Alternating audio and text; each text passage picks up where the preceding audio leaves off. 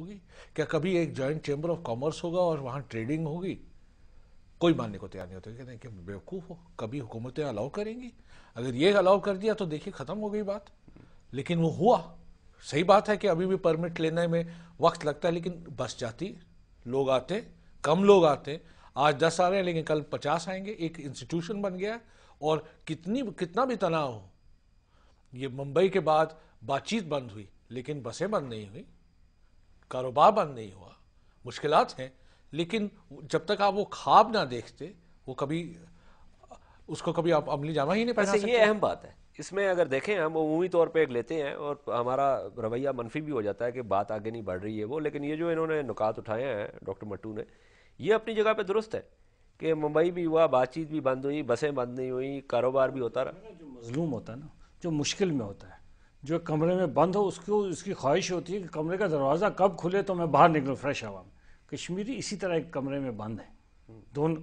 اب کوشش یہ ہے کہ ہم اپنے بھائیوں سے، عزیزوں سے کیسے ملیں اور کیسے جلدی ملیں. 50 سال تک کوئی ڈیلیگیشن نہیں آیا تھا کشمیر کا. آپ آئے پہلا ڈیلیگیشن لے کے صاف ماہ کا، اس کے بعد ڈیلیگیشن آئے کئی پارلیمنٹیرینز کے. اب یہ ہے کہ جی اس کو ہم کیسے تیز کر سکتے ہیں. میری گزارش یہ ہے کہ یہ ساری باتیں جو ہیں، ہم بہت ساری باتوں میں الجھ جاتے ہیں، ہمیں بہت ساری بڑی باتیں ہم چھوڑ دیتے ہیں. کشمیر کے لیول پہ تو ایک دوسرے کو مل سکتے ہیں نا. اس کی فیسیلیٹیشن کے لیے دہلی میں یہ کام کرے، اسلام آباد میں آپر میں مل کے کام کرے کہ لوگوں کو کہیں کہ جناب آئیے فیسیلیٹیشن کریں. ہندوستان جانے کے لیے ویزا کوئی ایک آدمی، آپ اور میں اگر لکھیں کہ میرا عزیز کوئی بامبے میں رہتا ہے اور یا دہلی میں رہتا ہے تو شاید اس کا ویزا ایک ہفتے میں مل جائے. لیکن میں اور آپ اپنے عزیزوں کے لیے کشمیر کا لکھ کے بھیجیں تو ہمیں تو 2 سال چاہیے اس کے ویزے کو جاری کرنے میں. تو یہ جو مشکلات ہیں ان کو ہمیں کم کرنے کے لیے اپنے جہاں جہاں ہمارے ریسورسز ہیں اس کو استعمال کریں اور ہم ایک پیس گروپ کی طرح اس کو آگے بڑھائیں. مسئلہ کشمیر کے حل کے بغیر اگر ہم کہیں کہ جی بہت سارے یورپین یونین میں دیکھیں نا، یورپین یونین بننے میں بہت ساری باتیں ہیں. بارڈرز ارریلیونٹ تب ہوئیں جب ایک دوسرے کو انہوں نے تسلیم کیا. یہاں تو مینٹیلٹی ایسی ہے کہ آج بھی ہندوستان کے بارے میں ہمارے ذہن میں یہ ہے کہ ہندوستان میں ایک بڑا گروپ ہے جو پاکستان کو آج بھی تسلیم نہیں کرتا. اور گورنمنٹ پاکستان کا اور وزیر داخلہ کا بار بار کہنا، جیسے آپ نے ذکر کیا کہ بلوچستان میں وہ وہاں بیٹھ کے کہتا ہے کہ نہیں جی یہ پاکستان والے کشمیر میں کر رہے ہیں. ریئلائزیشن ابھی تک نہیں ہو پا رہی اور ایک دوسرے پہ ٹرسٹ نہیں ہو رہا. تو اس لیے ہم کشمیری کے طور پر جو چھوٹے چھوٹے سٹیپس ہیں وہ ہم اگر لے سکیں تو میں سمجھتا ہوں ہم کنٹریبیوٹ کریں گے towards peace between India and Pakistan. اچھا مجھے یہ بتائیں غلام قادر صاحب کہ ابھی مشکلات تو ہیں، ذکر بھی ہوا، آگے بھی جانا ہے، اس کا بھی ذکر ہوا. ایسا ممکن ہے، جو آپ نے کہا کہ آپ کا وہ ایک تھنک ٹینک بھی ہے، کہ آپ جیسے منموہن سنگھ صاحب نے کہا اور واضح الفاظ میں انہوں نے کہا کہ یہ تمام چیزیں جو ہو رہی ہیں، ٹرکنگ جو ہے وہ بھی ناکافی ہے، باقی سہولیات بھی ناکافی ہیں، یہ بسیں بھی جو چل رہی ہیں یہ بھی معاملہ ٹھیک نہیں ہے، اس کو بہت بہتر ہونے کی ضرورت ہے. یہ ساری باتیں انہوں نے کی اپنی تقریر میں. کہ آپ ایک پورا پروپوزل بنائیں کہ کیا کیا چیزیں ہونی چاہیے کہ اگر مثال کے طور پہ ان 2 حکومتوں کے درمیان معاہدہ ہو جاتا ہے تو یہ چیزیں جو ہیں، یہ سوچ جو ہے، یہ فریم ورک جو ہے، یہ اپنی جگہ پہ اس وقت موجود ہو اور اس کی بنا پہ معاملے کو آگے بڑھایا جائے. ایسی کوئی چیز آپ نے کی ہے اور اگر نہیں کی تو کرنی چاہیے، کیا آپ کریں گے؟ جی دیکھیں، اس میں بہت سارے ہمارے دوستوں نے اپنی اپنی جگہ پہ، میں نے بھی بے شمار جگہ پریزنٹیشنز دی ہیں، مختلف پروپوزلز دیتے رہے ہیں، لیکن اب ان کو سب کو یکجا کیا جا سکتا ہے.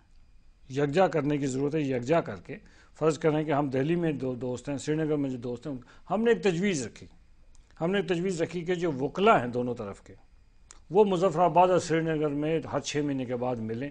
جو ایگزسٹنگ لاز ہیں، جو اسٹیٹ لاز ہیں، ان میں دیکھیں گے کیا چیز ایسی ہے جس میں کوئی فرق ہے، اس کو ہم ٹھیک کریں. لیکن ہم وہ میٹنگ نہیں کرا پا رہے.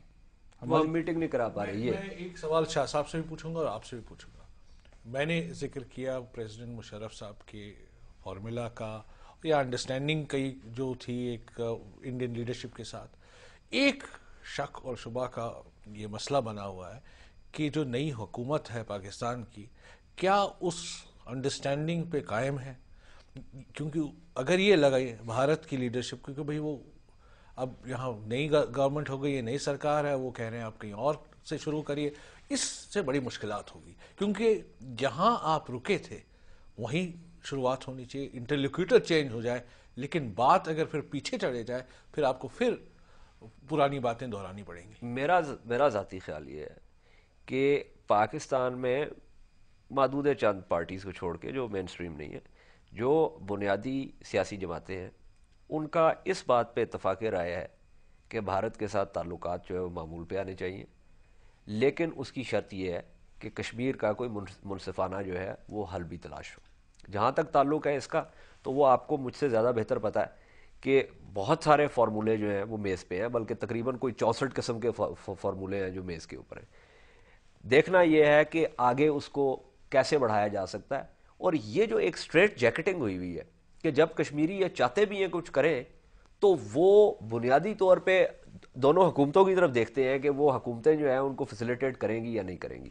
اس میں ایک منٹ کے لیے، جب پریزیڈنٹ زرداری صاحب ابھی صدر نہیں بنے تھے، ان دنوں میری ان سے ملاقات ہوئی تھی ایک میٹنگ میں، تو ان کی جو گفتگو ہمارے ساتھ تھی، اس گفتگو سے مجھے یہ لگا تھا کہ وہ اسی پروسیس کو آگے بڑھانا چاہتے ہیں، اور ان کی گفتگو بھی آپ دیکھیں، انہوں نے بڑی کوشش بھی کی ہے۔ پاکستان کی گورنمنٹ کی یہ کوشش ہے جو ہے، میں پیپلز پارٹی سے نہیں ہوں، لیکن مجھے کچھ باتوں کا پتہ ہے کہ جی پاکستان گورنمنٹ چاہتی ہے کہ اس مسئلے کو آگے بڑھایا جائے۔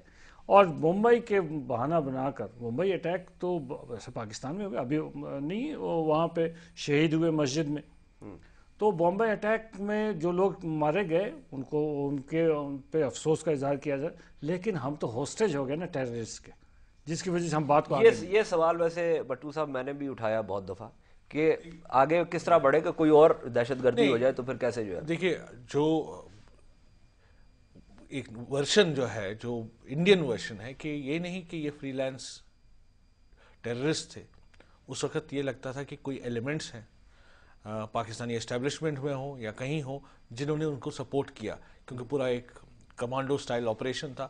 سچ ہے غلط ہے وہ انویسٹیگیشن اور کورٹ بتائے گی، لیکن یہ ایک امپریشن تھا کہ یہ اس کی وجہ سے بات۔ پروگرام کا وقت ختم ہو گیا، بہت سارے سوالات جو ہے وہ ان کے جوابات آپ نے دیے، بہت سارے سوالات جو ہیں وہ مزید ہمارے سامنے آ گئے۔ ہمیشہ یہی ہوتا ہے، اور مجھے تو ہمیشہ یہ لگتا ہے کہ آپ ایک سوال کا جواب دیں، اس جواب سے بہت سارے سوالات جو ہے وہ کھڑے ہو جاتے ہیں۔ لیکن میں آپ کا بہت شکر گزار ہوں، آپ نے وقت دیا شاہ غلام قادر صاحب آپ کا۔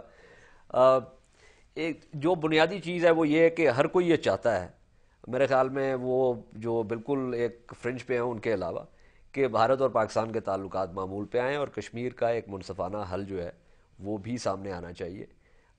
اس کی جو مشکلات ہیں اس خواب کی طرف جانے کی، ان کا ذکر آپ نے سن لیا، میرے خیال میں مجھے ان کو دہرانے کی ضرورت نہیں ہے، لیکن کوشش ہماری یہی ہونی چاہیے کہ اس چیز کو آگے لے کے چلیں تاکہ اس میں کوئی بہتری کا معاملہ جو ہے وہ پیدا ہو، اور کشمیریوں کو ان کی خودداری، ان کی عزت، ان کی جان و مال کا تحفظ جو ہے، اور وہ تمام چیزیں جو ایک انسانی حقوق کے زمرے میں آتی ہیں، وہ ان کو واپس ملے۔ اگر آپ ہمیں کوئی فیڈ بیک دینا چاہتے ہیں تو ہمیں لکھیے اعجازحیدر26@gmail.com، میں دہرا دیتا ہوں اعجازحیدر26@gmail.com۔ مجھے اور سیاسیات کی ٹیم کو اگلے پروگرام تک کے لیے اجازت دیجیے، خدا حافظ۔